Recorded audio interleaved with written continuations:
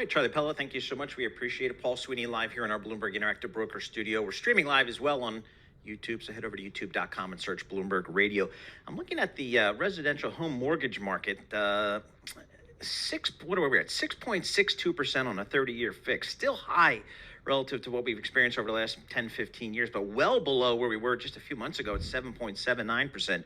So mortgage rates are certainly coming down, and maybe that will help what has been a real affordability problem in the residential real estate market for a lot of folks. Let's check in with somebody who's an expert on it.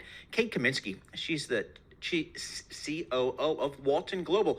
Kate, the big issue, I guess, in 2023 has been the lack of affordability for homeowners here, new-time home buyers.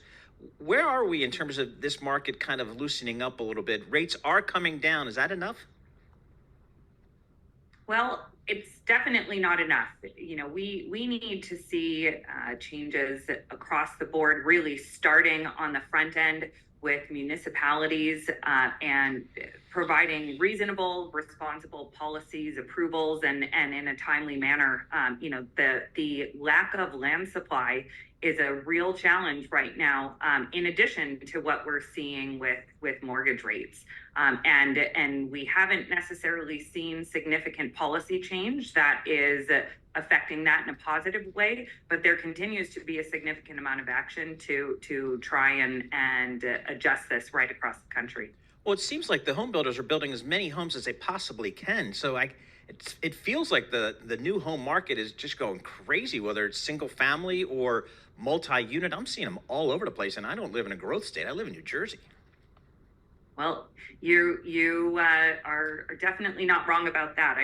Permits and starts are leading indicators of what we're going to see, for future numbers in the single family housing space. And the reality is that right now, single family starts jumped year over year, over 42%, and permits jumped 22%. So, although there is some probably seasonally adjusted numbers that we would have seen lower in December, which is very typical for around the holidays.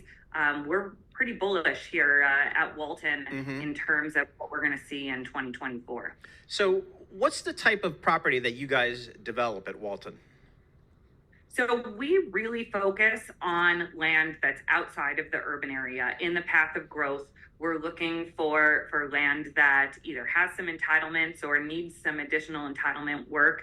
But we're focused on master plan communities and really affordability. I've said this to you on our discussions before. Yep. It's key for us. It's a problem that we're seeing right across the country is the lack of affordability and the availability of affordable homes to the American public. And so the land that we're focusing on is helping with that problem. So are there regions of the country that you're focusing on? Are you in, like I would guess, not knowing anything about the real estate business other than I'd want to be in Austin, Texas, Nashville, Tennessee, those types of markets? So Walton's really focused on the southern half of the U.S. There are key markets that are stronger than ever right now. Continues to be in the Southeast, Florida, the Carolinas, Georgia, Texas, all of your major urban centers in Texas, of course, and then the Southwest.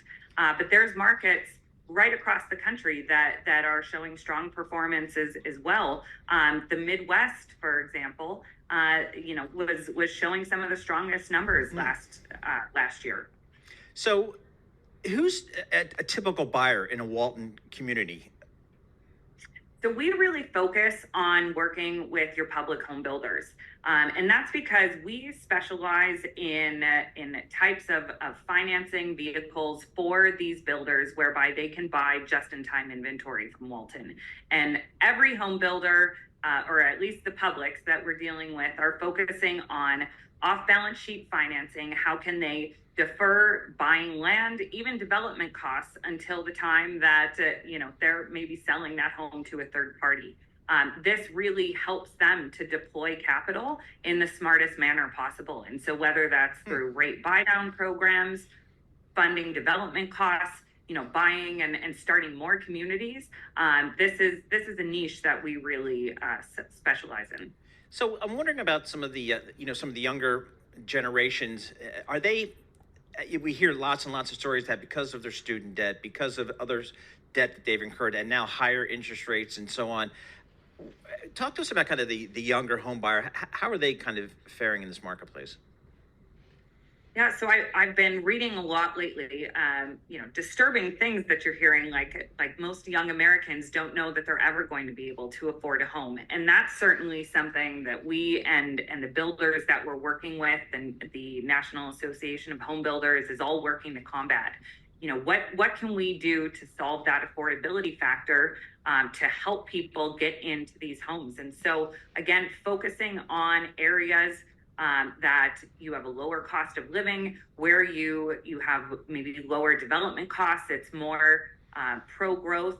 The costs for servicing the land or the taxes within that area are going to be low. But this is really something that, as a country, we all need to get behind, because right now affordability it's a problem right across the country, and I would say the biggest challenge that we're facing in 2024.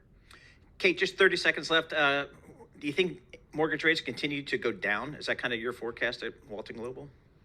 I definitely do. I mean, I think right now most people are predicting maybe we're going to see 3 Fed rate cuts this year, if not more. And that is definitely the direction that we're heading, and hopefully we continue on that trend, because that's going to help everything that we've discussed today. All right, Kate, thank you once again for joining us, giving us an update on what's happening out there in the residential real estate market. Kate Kaminski, COO of Walton Global. Again, the issue that we've been hearing about from the folks that are in that market is affordability, or the lack thereof, and it's been really problematic over the last several years, and exacerbated by the rate increases we had last year, but potentially getting a little bit better as rates continue to come down here. Again, we'll have to see how aggressive the Fed is going to be in 2024. Looking at the markets, really just kind of unchanged here. No real change in the S&P. The Dow's up about 0.3%, and the Nasdaq's down 0.25%. So some red and green out there. We're going to have more coming up. This is Bloomberg.